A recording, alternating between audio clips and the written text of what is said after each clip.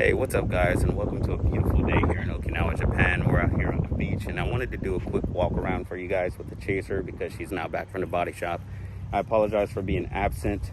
I realize I need to get better with my uploads and everything, and I'm gonna try. I just don't want to upload anything that's boring for you guys, even though these walk arounds might be a little boring, but I just want to show you guys each and every project so you can see the beginning stages and the after stages, because I wish you guys would have seen Candace when we first started with her, because she started from literally nothing and it would have been cool to document that. So I guess I'm kind of making up for it now, but I hope you guys enjoy it, and let's get into it.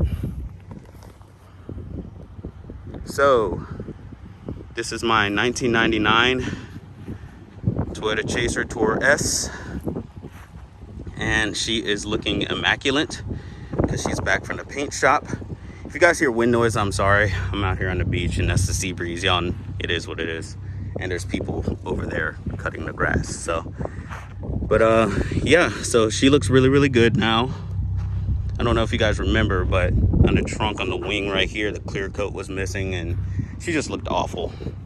And there was actually a huge rust spot right here that was bubbling up. I don't know if you guys remember. And then in the door as well, there was a huge rust spot there that actually was starting to have a hole formed. That's just what it is, like living here in Okinawa. Like you guys in South Florida, if you guys are watching, I'm sure y'all can relate. Y'all know what it's like there. I lived in Key West for about a year, so I was actually pretty scared with my S2000 there. But we just gotta maintain what we have and wash your cars, guys. All the salt in the air. But anyways, I don't know if you guys remember the hood. The hood was awful too. There was a huge rust spot right here where it was bubbling, and it had no clear coat at all. And now it just looks absolutely stunning. This car looks like $1 million. It actually looks like an expensive car now. The only rust that remains on the car is right here on the windshield wipers. I'm gonna get these sandblasted. I actually ordered some more windshield wiper arms, but they never came in Yahoo auctions, so I don't know what's up with that. That's a battle that I'm fighting right now. But anyway, that's a story for another day. But anyways, this car is my absolute favorite car out of every single car that I own. And the reason being is because this car does literally everything. You can use this car on every occasion except for off-roading, of course. But the trunk is huge. It's got a large back seat. It's comfortable to drive, and you can build it to beat supercars on your way home from the grocery store. So if you got a wife that doesn't want you in a car game anymore, trying to make you sell your sports car, buy you a JZX100. You can definitely justify this for sure. But yeah, oh, speaking of which, the trunk, let me show you guys. If you're in the market for a JZX100, one thing to be aware of is the trunk issue. Now the trunk is huge, absolutely huge. You can fit I can fit in this trunk. Seriously, I'm not gonna climb in, but I can fit in here. But you got to be mindful with these trunks on the Chasers, Mark IIs, and Crestas, because literally right here is the bumper. And if you have something heavy back here banging around and you're taking corners and stuff like that, it can actually damage the outside of your bumper. And that actually did happen on this side. Of course, it's gone now because she's back from the paint shop, but it actually had like shark fin or shark gills, fish gills or something like that. Like here, that's exactly what it looked like. It looked like gills on the side of a shark from something back there banging around. So just something to be aware of. Dang, I can't even speak English today. I apologize, you guys. I am tired. I just got off work. But the trunk looks absolutely stunning. It's like something there, but anyways, there was a huge rust spot actually right here, and I could actually stick a key through it. It was actually a big ass hole, a very big hole, and it is now gone and it is fixed. So the body shop did an amazing job with this car, really did. Oh man, I left the door open like an idiot. Anyways, let's jump on the inside real quick, guys. This car is just an amazing cruiser. It really is. It does everything. And I love cars that can do everything. Like GT cars and performance sedans are my absolute favorites over full-fledged sports cars. So as I was saying, the inside here, the trim has seen better days for sure. I'm gonna get all this recarboned, and if I repeat anything from the other video, guys, I apologize. I don't really have a good memory, and I don't really remember what all I said, so just bear with me. Anyways, I'm gonna get all this stuff recarboned. It's not gonna be the same. It's actually gonna be green carbon to go with the outside of the car, and I'm gonna get this wheel redone by Galaxy Performance, I believe the name is. Up here at the top, this is going to be green carbon, and then down here at the bottom, this is going to be green carbon. I actually have the new wheel at home. I was going to bring it with me, but I forgot. So I'm going to send this wheel off to Galaxy Customs is the name of it, and this one's going to be redone, and I'm going to put the other one on here because it just looks a hell of a lot better than this one. This one is just awful. Seen better days. But she has the orange gauges. Darn it, son. She has the orange gauges. And of course, by the headlights and taillights, you guys can tell that this is a Koki car. It's a late model, even without me telling you that it's a 1999, you can tell. But she is an automatic. I did want to switch to a manual, but I don't know. This is just such a nice cruiser car. It really is. It's so comfortable. And like, I don't hesitate at all to jump in this car and go somewhere. Candace, I really have to think about it. I have to be in a mood to drive. You know, when you build a car up to a certain extent, it can become a chore to drive. My S2000 was actually a chore to drive. Like 2 months would go by. I'm like, damn, I haven't driven the S2000. But it's nice and comfy in traffic. The AC blows cold.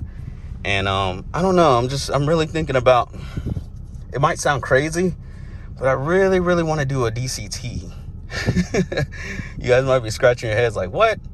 But I don't know, like, I've seen a lot of 80 Supras coming up lately where people are doing DCTs, and I think it would be cool to have a performance sedan with a dual clutch transmission in it, like, especially because I'm going to be taking this car to Tokyo with me, and being in 5 o'clock rush hour traffic with a DCT will be nice versus having a twin disc manual trans. That kind of sucks in Tokyo traffic. There are times when I drive Candace downtown in Tokyo and I actually miss her being an auto. I'm probably gonna get flamed for that saying that, but y'all know how it is in the car community. You don't drive a manual, you're not a real car guy. So, but it is what it is. But just enjoying the view here. I think I showed you guys the non-turbo 1JZ in the last video, so I won't bother going under there again. Plus, I mean, there's nothing really special, but this car is so quiet. It's been running the whole time. You don't even hear it. It's right at about 500 RPMs. You don't hear it. I love quiet cars like this. Let's see if we can hear it. Can you guys hear that? Hope you guys can. Actually sounds pretty good to be a non-turbo 1J. But yeah, you can fit grown adults in the back. Got plenty of room. You can do long road trips with this car, which I'm actually planning on doing. Like, I'm not planning on staying here in Japan forever. One day I do have to go back to the States, unfortunately, but I will be taking this car with me, and I do want to do like long road trips and stuff like that. Visit people all over the US, so that'd be pretty cool.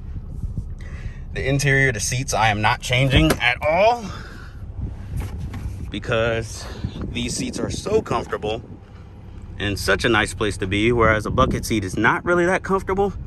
Even Candace seats, those are factory Recaros that were an option, and those aren't even really that comfortable. But these are just amazing. So I'm not going to really change up the interior. Plus, OEM parts are so expensive nowadays that, like, you really don't want to get rid of the OEM parts that much, because if you lose them or you sell them or you want them back, this and that, or whatever the case may be, it can be very, very hard or very, very expensive to get them back.